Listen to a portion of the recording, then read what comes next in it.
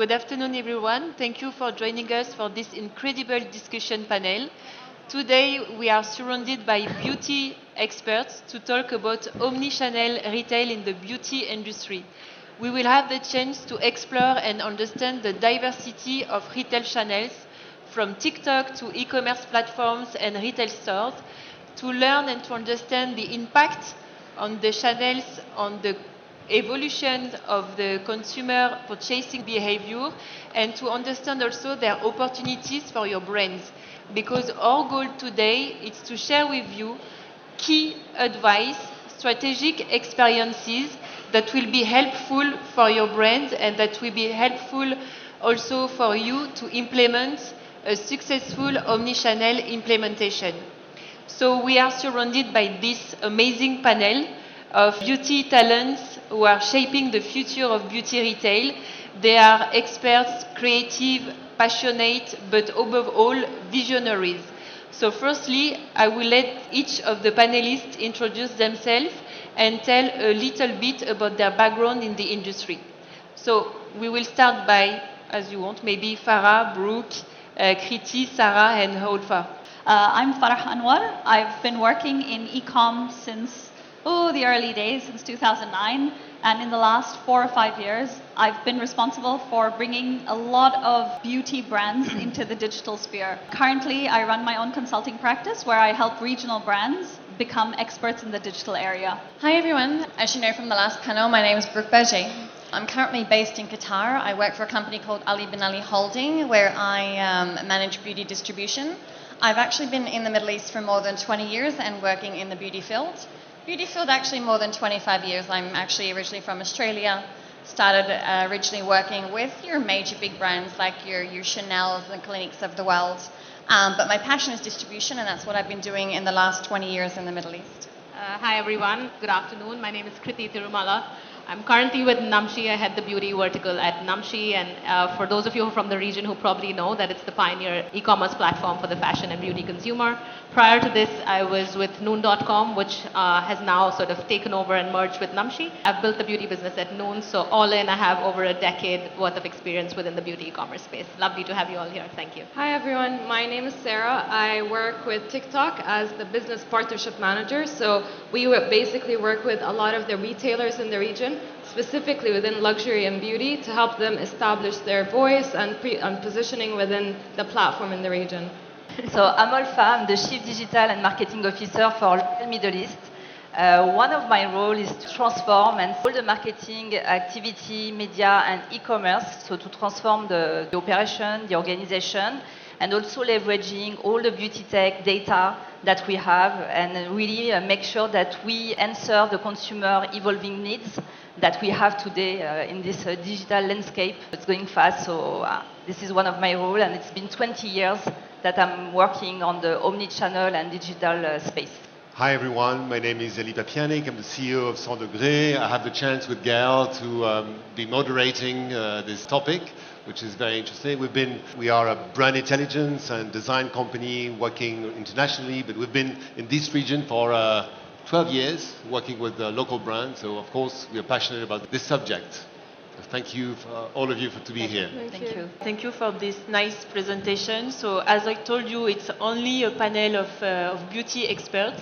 By preparing this discussion with all of you, we were discussing a lot about the fact that omnichannel is a tool of acceleration for brands in terms of notoriety, visibility, and accessibility.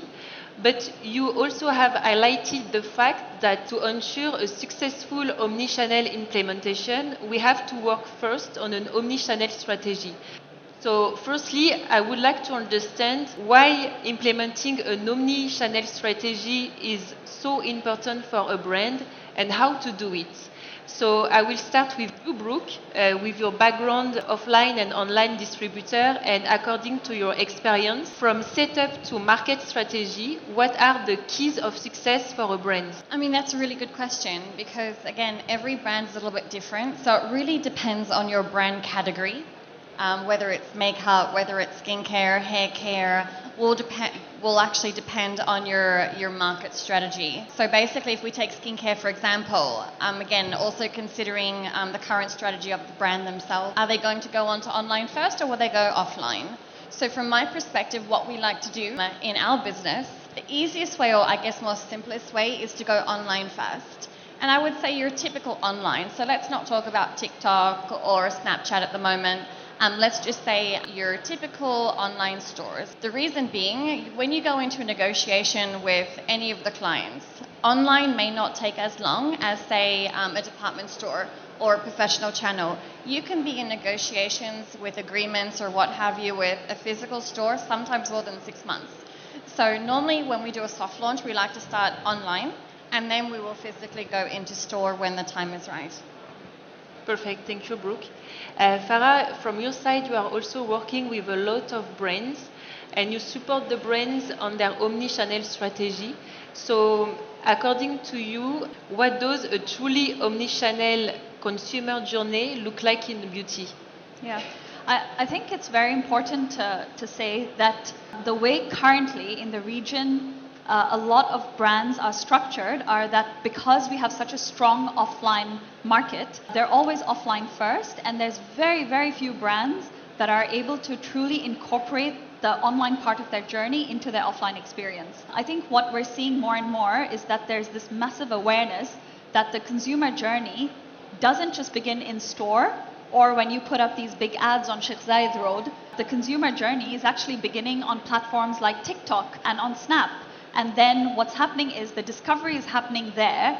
The second moment of truth is happening in store. So when you have your beautiful shelves that you put up, and then the last part of your journey, your conversion, is actually happening not necessarily in store, but there is a whole host of consumers that are actually going back to the e-com world, making comparisons, looking for a good deal. Maybe they get a better sample offer when they shop online. And then they're making that decision whether, when they click, whether they're going to buy online or offline.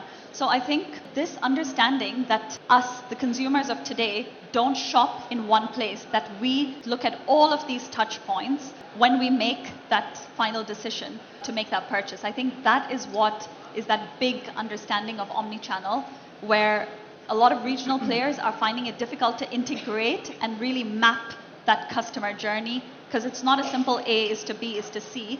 It's now A plus B, and then going back to A, and then possibly shopping and checking out at D or C. And if you don't mind, I'm going to add very quickly to Sure. this. And I think brands need to be aware these days that they need to be digitally aware, because you will actually find whether it's an older brand or a newer brand, they're not really aware that you can actually that you can purchase on, TikTok, for example, or do online shopping in your non-traditional channels. So it is very interesting. Brands do need to educate themselves on this, because it's still very new and upcoming. Although it's been around for a couple of years now, a lot of brands are still not aware of that. This is something that needs to be learned and educated, and it is the next best thing. It's interesting to learn first about the consumer journey and the brand education. And if we stay inside this brand side, I have a question for Olfa. Which is our brand expert today. A question, because beyond the consumer journey, let's talk about the brand journey also in omnichannel retail. And when we were discussing together, you insist on the fact that working on brand consistency and messaging is very important when you want to do omnichannel, and especially when you work on your omnichannel strategy. Yep. So can you explain why, and also if you have some best practices to share with us? Yes, sure. It's a very good question. And what I want to say is today it's not about online in a side, offline in the other side. It's all about brand image and how you build your brand. So at the end of the day, you have to understand the consumer journey. But for that, you need also to have a team who is able also to work this way. So I can say that before it was very challenging. I started 14 years ago in an agency. When you are part of an agency, you need to work with different people, different teams, from planning strategic, designer, IT. You cannot work in silo. And the success of a project is really part of these people around you, this task force who is working with you.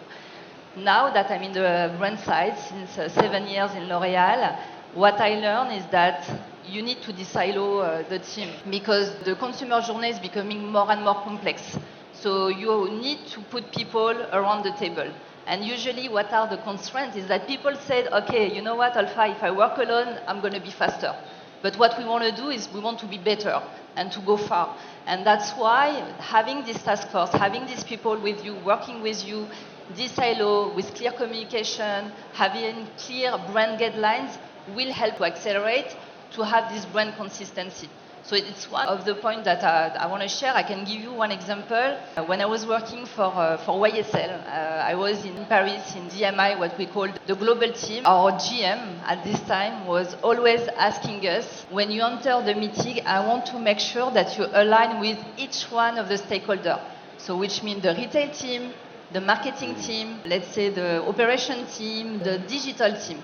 You cannot enter a meeting without alignment. So yes, it's a lot of time. It's a lot of communication and workload, but it works. And it's one of the brands, to be honest, today, you can recognize YSL everywhere. Like what was done in the Middle East, recently on YSL, on Libre, it's very consistent from point of sale to online, in terms of services, in terms of consistency of branding. Because of that, this is the power of having this collaboration, and for me it's really close to my heart. I think this is how we should work today. It's too complex and you cannot do it alone. So it has to be teamwork, like collective intelligence, and not the slot kind of organization that some big companies had in the past. Alignment, communication, teamwork is the key of the success, because if not, you cannot. And I can give you another example that we have done also in L'Oréal is having the brand today, we change our organization. So the brand GM, for example, have like a flower of team, which is the retail team, the digital team, the merchandising team, etc., commercial team around this person. This person is the guardian. This is the person who needs to orchestrate the different teams to make sure that we are consistent in terms of brand image. And it's not possible to work in silo. It's not possible anymore. And just for that, you need to have a clear brand purpose. You need to have a clear brand guidelines that everyone understood, not only at L'Oréal, because I'm talking about L'Oréal, but when you work with an agency, you have to share this guideline to the agency, for example. If not, like you're going to have like a partner agency, media agency, everyone need to understand, need to get, because we are here to build brands. It's not about just touch points, it's about brand building and being recognized. Yeah, it's very interesting to learn about this brand consistency. And I think when we talk about brand consistency, we also have to talk about brand synergy, especially when we are going in the omnichannel strategy. And it's important also today to understand that social media are also a connection between digital and reality. And if we talk about social media, I have a question for you, Sarah. According to your expertise and experience, how does TikTok participate in this synergy between the offline and online consumer journey and experience? Yeah, TikTok, I think, sits right in the middle of the omnichannel strategy. With TikTok, you're able to take a product or a brand and incorporate it within a culture, a community, which is a much more sustainable way for advertisers or marketeers to basically advertise their products. And as Farah mentioned, with how the omnichannel strategy is right now, it's not linear anymore. There is no specific start or end point. It's like a constant loop where a brand is able to talk with their customers, not at them and through them. I love to give a very specific example of a brand we work with, which is Sephora. So Sephora had one of their key campaigns, which was all about doubling down on skincare.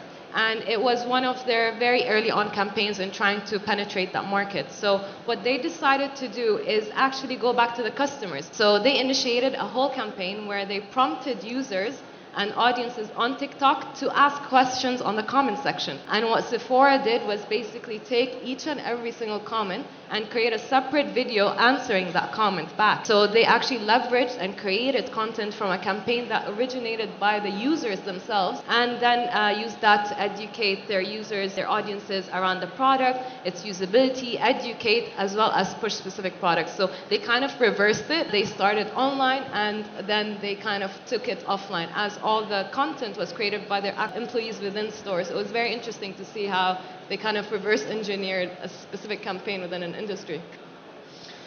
I have the feeling that we could say that Omnichannel was not only impacting on sales, but much more than this. It looks like it impacts the whole industry. So I have another question for you, Sarah. As a TikTok expert, how would you say that TikTok has impacted or is impacting or will impact the beauty industry? And also, I have another question maybe, which is, how much it changes the way brands should work. Yeah, I think there's two main things that changed. First off is our audiences changed. Our audiences have much more appetite to consume content, create content. They have a lot more avenues and basically platforms to seek that kind of content. So our users are much more aware. They know and they want to seek more information about the brands they kind of are basically planning to purchase or engage with, which basically segues into also democratizing basically the beauty industry. I think the beauty industry has changed a lot with platforms as well as time, where we traditionally in this region used to think of beauty as mostly makeup. In Saudi and UAE, makeup was leading basically this movement within beauty, and now this has become much more multifaceted. When we think beauty, we think makeup, we think hair care, we think body care, we think perfumes. So there is much more conversations and communities around beauty and sub-communities within there. So that really gives advertisers and brands a lot of and multiple of touch points to basically communicate with their audiences and engage with them. It's interesting because conversation is the base of human relationship. So we come, in a way, with technology, we're coming back to maybe basics of the relationship. I think it's a very interesting point. And I have another question maybe to you, Krithi, which is about e-commerce. E-commerce also has impacted a lot this industry, also in its high practicality. It's very easy. Would you say that it changed the consumer behavior in buying things? I think I'd have to agree. I think it's no secret anymore that post-COVID is when we really saw the surge of e-commerce, not only globally, but more so in this region. And if I were to sort of pin it down to three main verticals that e-commerce sort of facilitates, I would say it's speed, reach, and availability. Obviously, there is your traditional retail where obviously you cannot have the width of assortment that an e-commerce platform can carry. So I think more and more brands are opening up to that idea of having their full assortment available, especially in the Middle East, because the kind of customer you have here is not sort of segmented in one specific sort of skin or hair type. We have a huge diversity also, that the UAE especially is significantly expat driven, and the Saudi market, even though it's local, has a big diversity in terms of the kind of people who like sort of belong from there. So I think in terms of availability, e-commerce is definitely helping. In terms of speed and reach, I think UAE has, I would say, like cracked on with it the most. Speed is something that we're very like successful with here. A lot of quick commerce players are appearing here. 15-minute delivery no longer wows the customer, which makes me think that what else is there? It's as close to instant gratification as it can get. But I think the real crux of this, or the pie, lies cracking this piece for Saudi, where there's obviously a lot more concentration of population in the tier 2, tier 3 cities. We're still craving for that product availability because they're very much on trend and very aware of what's trending in the industry. So I think both speed as well as reach is something that e-commerce can definitely like help take forward. And another question about this, I mean, apart from speed, would you say that we're talking about merchandising in retail and also digital merchandising in e-commerce? Would you say that it's different rules? Is that another way of showing, enhancing the variety of products in e-commerce? I think one of the handicaps that e-commerce today has is the fact that beauty as an industry is a very touch-based industry. Everyone wants to touch and feel and smell what they're buying into, and I think that was probably the biggest hurdle that e-commerce had to come around. But I think that with more and more of like being able to leverage the experience of what an offline store would create and bringing that online, and with supporting platforms like your social medias, your blogs, your enhanced content experiences, your video enhanced technologies that e-commerce platforms now have, I think you can sort of transition the customer from an offline experience to bring them more online. So I think there's enough aids available now to support the visual experience of the customer online and help with the merchandising there. Thank you. I have a question to you, Brooke. A very simplistic question. Is that still useful to maintain physical stores? No, absolutely. It definitely is. What Farah was saying earlier, actually, online is obviously, still very popular, and it will maintain very popular. However, having physical presence in stores, it's for any generation, really. It's not just for those who don't know how to purchase online or don't prefer to, but, You know, as a millennial myself, I buy online and offline. But, you know, think of the UAE. Do you ever see no one in a mall? I mean, I was in Mall of the Emirates last night, and it's a weekday, right? And it was packed. It doesn't matter what age you are, what generation you're from. Physical retail is still very important, no matter what category we're speaking about. Online is still great. There's a lot more to do with it. But physical retail is actually a must for most brands. That this is true globally because in some malls, for example, California, I was reading an expert say about the fact that in some areas in California, people are so much buying online that some of these stores are empty. Maybe also in China, some areas in China. Yeah, what would you say? I think it depends, I guess, what type of stores that mall has as well. For example, you go to Saudi Arabia, you go to Riyadh, for example, half the malls are dead. That's because they don't have the right assortment, or they just have types of stores no one particularly wants to shop in at that time, as an example. You probably see 1 out of 100 malls dead in the UAE. No, globally, I would say it really depends on the area and what the mall physically has in their stores or what boutiques they actually present in the malls themselves. So it does depend. And Ulfa, I have a question for you on this subject. What would you say is the role of retail, physical store today? Because in Omnichannel, any of these channels has a role, right? So what would be the role of a physical store? Listen, as I told you, I'm since 20 years in the digital world. But since this time, I really think that retail and physical store is important. But it's evolving. So we are moving from point of sales to point of experience that are like serving today our digital consumer. Even if the people are the Gen Z consumer, they are living, you know, on social media, they want to share their content, they are doing today exactly the same on the physical store. They want to share, they want to like, they want to create content in store, they want to be on a point of experiences. And this is what we do today. We augment actually what's like the codes today that we can find in digital, but in the physical store with like eventing. So for example, we have a lot of events where we bring community in store, like Bring Your Pouch with YSL, for example, where you can discover, you know, the product, you can try it before you buy, and you find the same, which is a sample, you know, online. You can experience the beauty tech services, and you can do the same also online. You can create content and then you share it also on social media. So I think now it's like this is the change that is coming. It's like point of sales moving to point of experience, and what does it mean for a brand to create this amazing experience that will augment everything that a consumer is looking for today. And then you will have, at the end of the day, the bridge between the online and the offline.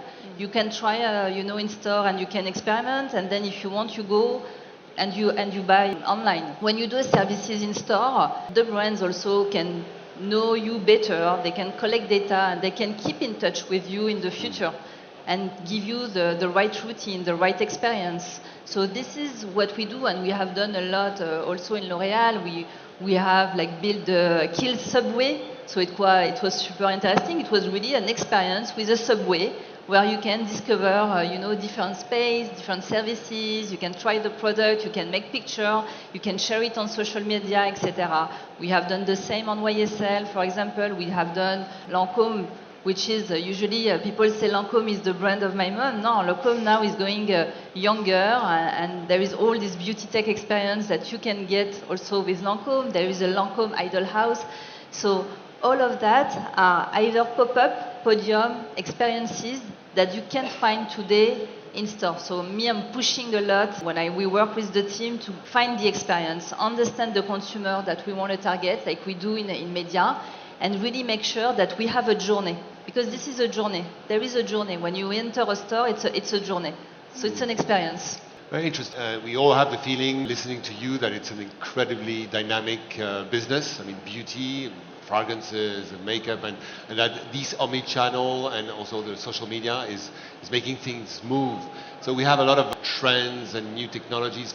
Farah, what would you say about the trends now? I mean, this omnichannel is generating new trends. What could you say about these trends? I think there's a very special kind of company that really wins this omni-channel game. So I think there are 3 key emerging trends that I would say are common to all companies that are winning in omni-channel. So one is recognizing that Gen AI truly is a big disruptor. So we are at an inflection point right now. All of us sitting here today, right now, witnessing the start of something spectacular.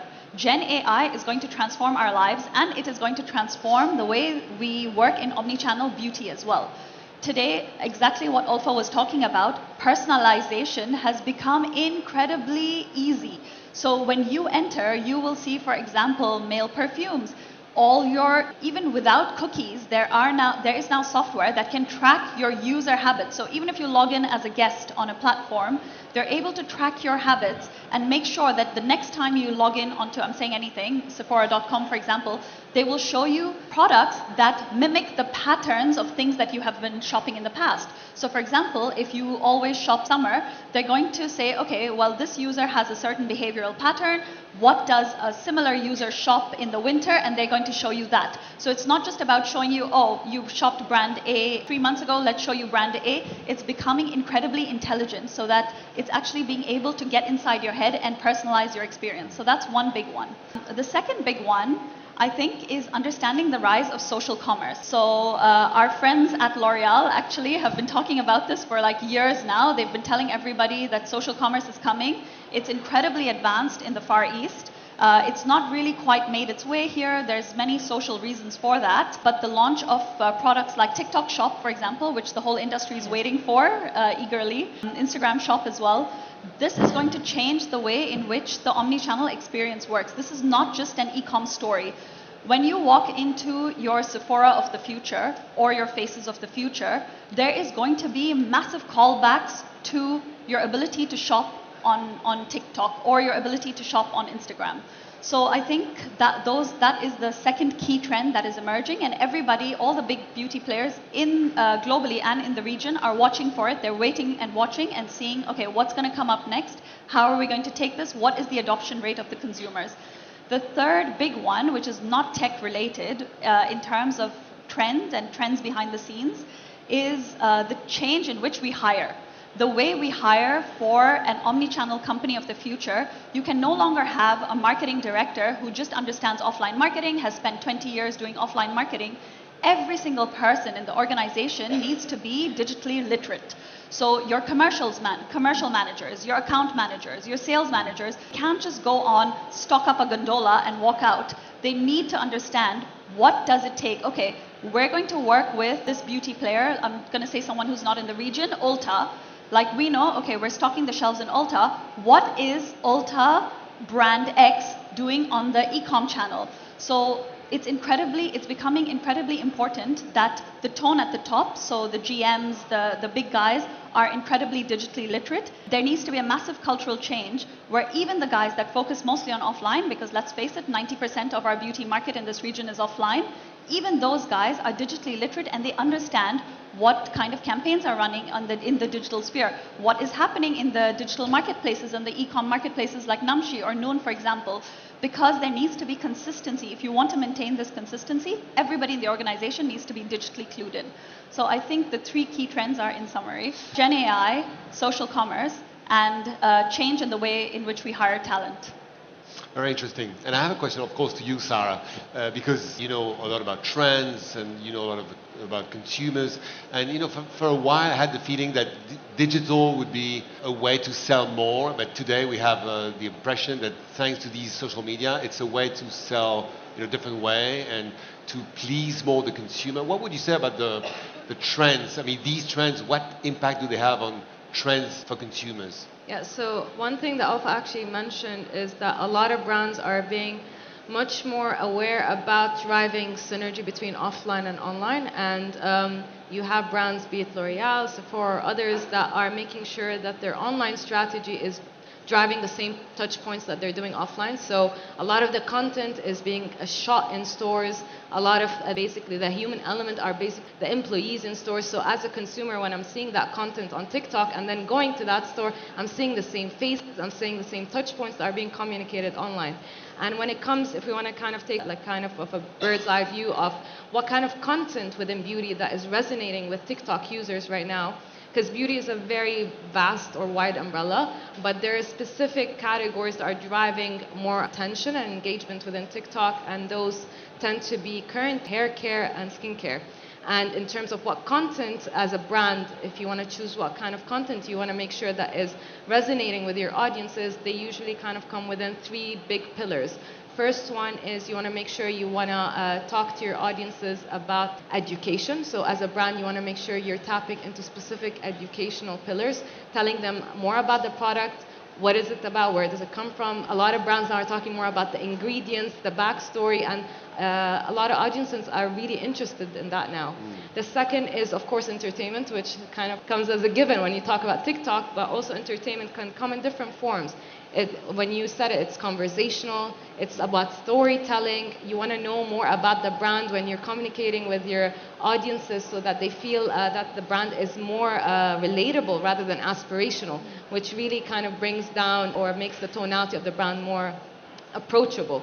And the last one is aesthetics, and this is something we've been saying a lot within beauty, is that when it comes to TikTok, the aesthetics has really become all about being vulnerable, unfiltered, and that's what beauty is in its essence. And that's why beauty is one of the leading categories on TikTok, because audiences are able to go on the platform and talk to the brands in a very vulnerable, relatable manner. So it would be a more horizontal, respectful relationship between Yes. the brands and the consumers? Pretty much two-way, yeah.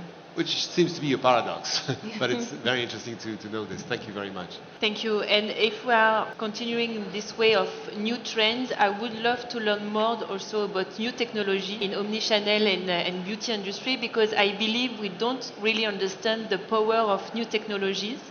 And we really like to understand the impact of these new technologies on consumer experience and especially business decisions. So Krithi, if we start with you, can you talk a bit about the advanced technologies in e-commerce? Absolutely. I think I'll double click a little bit into what Farah mentioned earlier.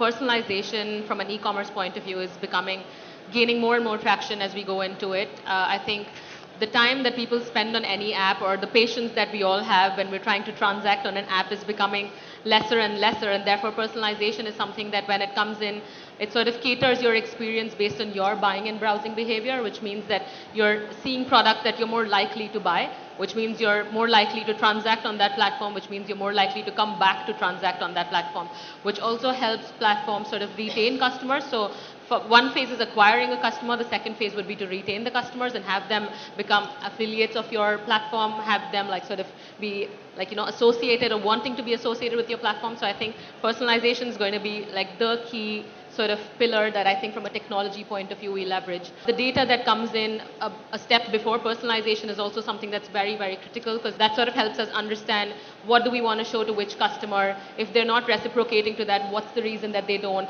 What else should we be showing to them? What is in general that gender or that age group sort of trying to shop for? What have they shopped for previously? And so on and so forth. So I think personalization in one.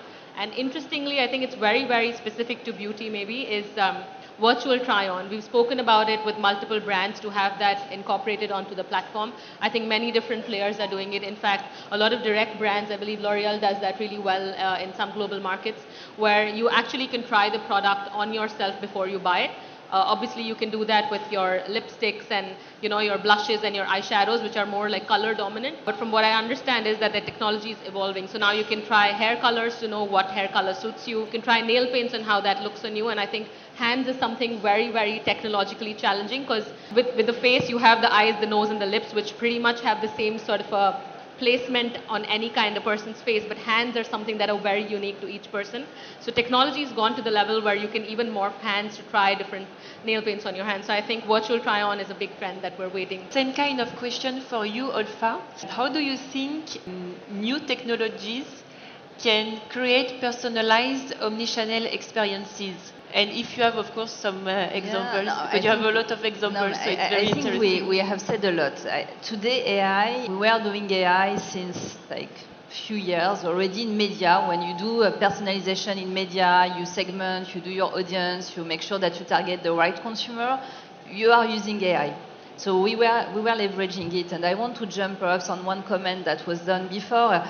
We were talking about upskilling the team in digital, so everyone needs to be upskilled.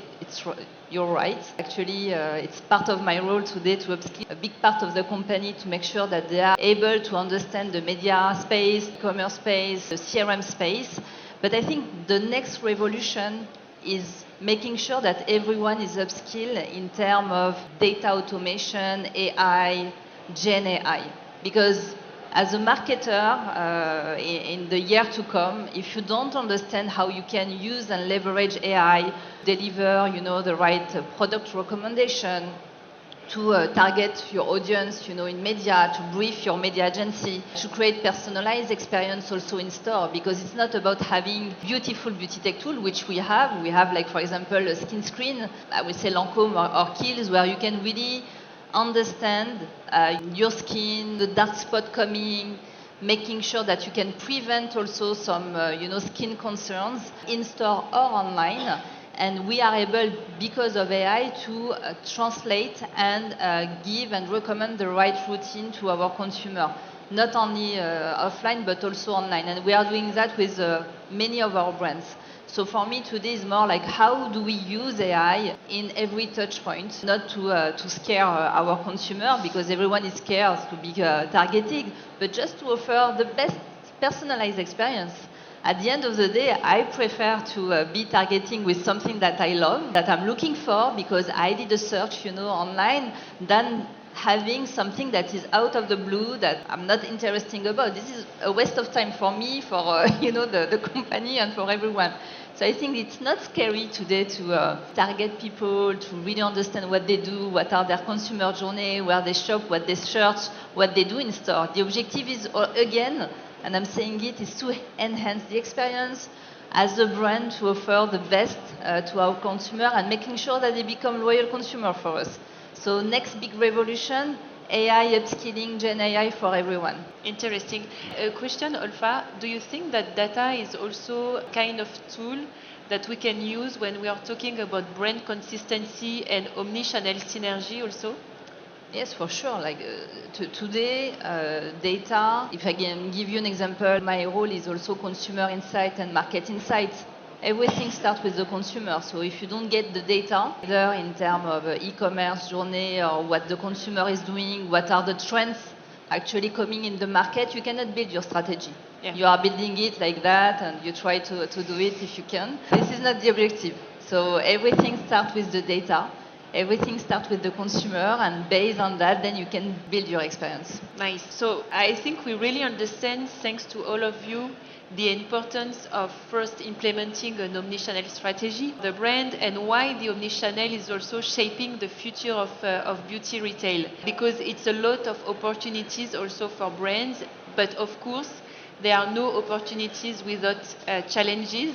So I think it's important to take a bit of time to understand what could be also the challenges when we are talking about omnichannel, and of course what could be the opportunity for a brand who wants to enter the GCC market. So I will start with you, Farah. One question about, according to you, what are the key challenges the regional players are facing when they start their journey of becoming an omnichannel brand? Yeah, thank you for that question. Because it's a lot of the work I do just now. I think, call back to my last answer, biggest barrier that most beauty companies or most companies face when they start on their digital journey is mindset. So organizational mindset is a huge challenge. Let's say you have a bunch of people that are incredibly young, incredibly enthusiastic, understand the importance of digital, or evangelists as they say. You've figured that challenge out. Even the challenge that you face, for example, with talent, the challenge that you face, like Krithi was talking about quick commerce. Quick commerce has become a cornerstone. Like if you look at the kind of penetration numbers that are currently present in the market for any platform that has quick commerce, they're through the roof. But then you have a region like UAE, which is much more a clustered city. But then you have regions in Saudi where the cities are much more spread out. So quick commerce inherently becomes slightly more difficult to be able to deliver that similar experience over there, especially in tier 2 cities. So those are, I think, key challenges. I think the technology is out there from a large investment scale, the large companies, even from the government perspective, there's a lot of investment in technology. I think mindset, talent are two big things, and the geographical layout. That being said, there are a couple of players regionally that are just doing a fabulous job on the omnichannel experience. I think you cannot have an omnichannel conversation today in the Middle East without talking about Nahdi. Nahdi is a pharmacy chain in Saudi. They are, what does your traditional pharmacy do? Like they dispense medication, but no, Nahdi doesn't just do that. Nahdi has become a bit of a hub for anything to do with beauty, mostly towards derma cosmetics. But if you look at their entire journey, I think there was something I had heard somewhere that a huge portion, I don't want to quote the percentage, but a huge portion of the sales that happen on Nahdi, on the online channel, actually get picked up in store. So this whole concept of click and collect is massive. When you log onto the Nahdi platform, not here, but in Saudi, you have online consultations. So just that entire, it's evolving into this 360 journey. And then when you go into store, exactly what is happening on the platform is being mirrored in store, which is also incredibly attractive, even for brands that they like that consistency in messaging, and so do consumers. They don't like you to be selling them one retinol online, but then telling everybody, no, another retinol is good when you enter the store. So I think Nahdi is a huge winner in this space. The other player that is doing, I think they've really upped their digital game, and we're talking retailers here, is Sephora. So if you see what Sephora has done in the last 18 months, 12 months, the way that they've been able to merge their digital journey into their in-store journey, even to the extent that when you walk into their BAs, their beauty advisors are so well trained on what is happening on the app. So I think Sephora is getting there in terms of experience. Obviously it's probably a little bit harder for Sephora because they cater to like a premium audience. But as you and me, we talked about this, that there's a massive portion of, and globally, of children, like tweens, that are just Sephora fanatics. So they have no choice but to be able to integrate that digital space into their store. So I think, those are the two players that are doing a really good job overcoming the challenges with and managing the challenges. Okay, thank you, Farah. Brooke, what will be the advice that you will give to a new brand who wants to enter the GCC market when exploring omnichannel opportunities?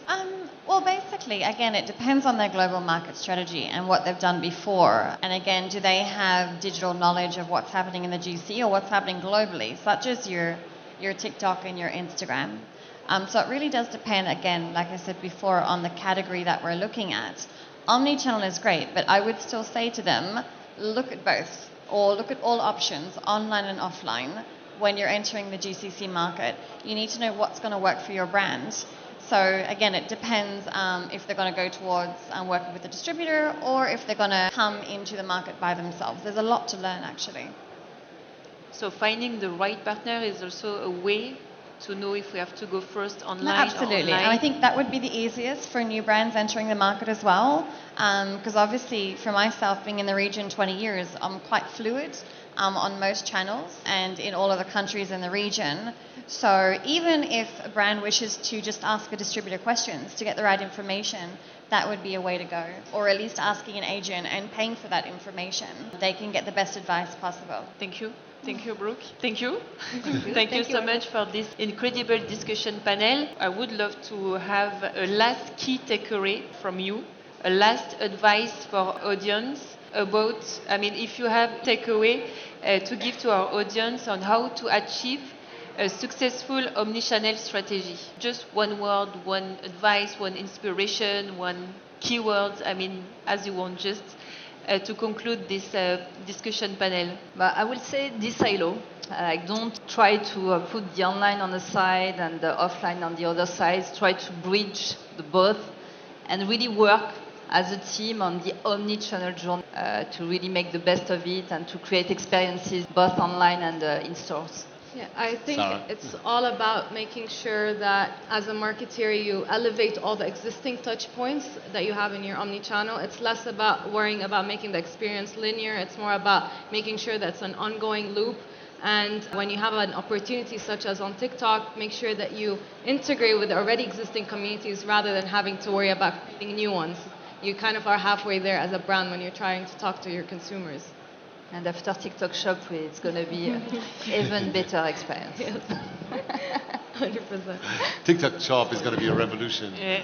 I think I'll bat for the industry that I'm from, so I think e-commerce is definitely here to stay. Obviously, like with COVID, it's taken off, but I think what lies ahead of us is even bigger. I think Middle East has the highest digital consumption globally from what the percentages say. Population's much, much younger when you look at the averages around the world. So I think, like someone mentioned before, we're at an inflection point. So I think it'll all come beautifully together when technology and e-commerce and omnichannel strategies and offline retail all like sort of come into sync. So I think there's a lot more in store in this region, and it's the region to watch out for, I think. From my side, I would say don't put all your eggs in one basket, because not one thing works for someone else.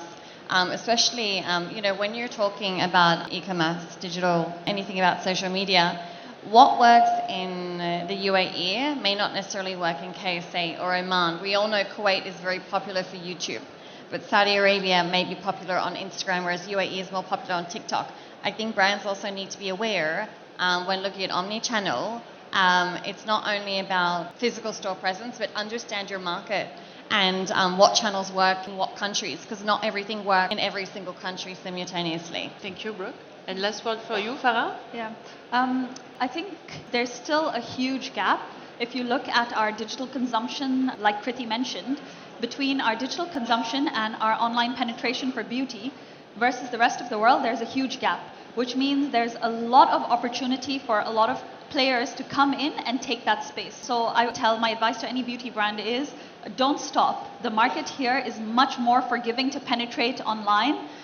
Don't just be focused on, on your own D2C, just on one marketplace. There's quick commerce players, there's retailers, there's aggregators. So just make sure that you cover all the boxes and you're still in the early stages. Go in, especially in the Saudi market, and go in and take advantage of it. So yeah, there's a lot of ground to cover.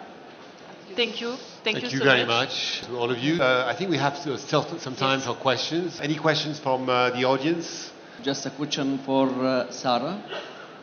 For the TikTok, now, the digital platform, this is where most of not just the teenagers, but most of the people and the girls, ladies who are interested in beauty, they spend much time on TikTok to follow all the bloggers, all the trendy product, and so on.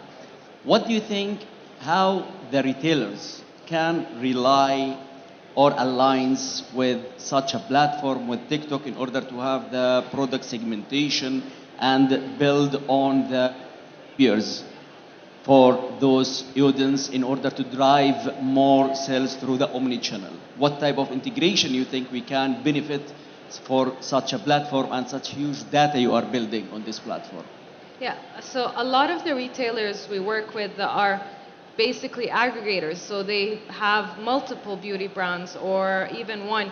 So a lot of those retailers find kind of one of the easiest entry points on TikTok, because we started by saying TikTok is community driven. There's already culture and conversation existing there. So a lot of these retailers find it easy to integrate through existing content creators. It's always easy as a brand to kind of jump on what's already being talked about rather than creating something new. So when you have the likes of Sephora and Faces, one of their biggest strategies is actually working with influencers, content creators, and basically speaking the same tonality that already exists on TikTok. As a brand, you want to remain native.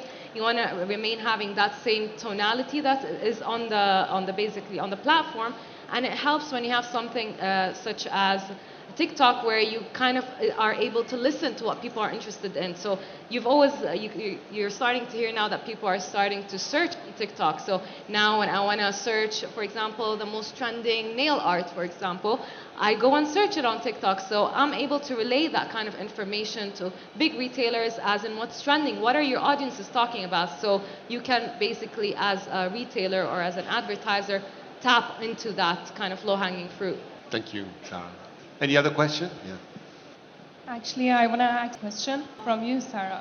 Which kind of content do you advise for beauty salon owners to make to gain more clients and grow faster? Or which type of content, or just any advice to just grow? Because now the market is so competition, so there's a lot of salons. So as a social media expert, I want to know, what do you think about it?